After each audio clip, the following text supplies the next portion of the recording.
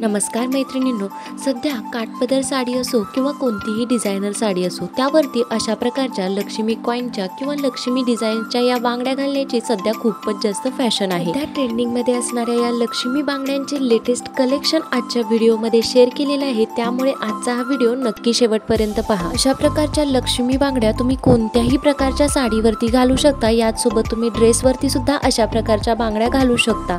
या बांगड्या सध्या खूपच जास्त फॅशनमध्ये आहेत आणि या बांगड्या खूपच रिच व रॉयल एकदम हटके असा लुक देतात।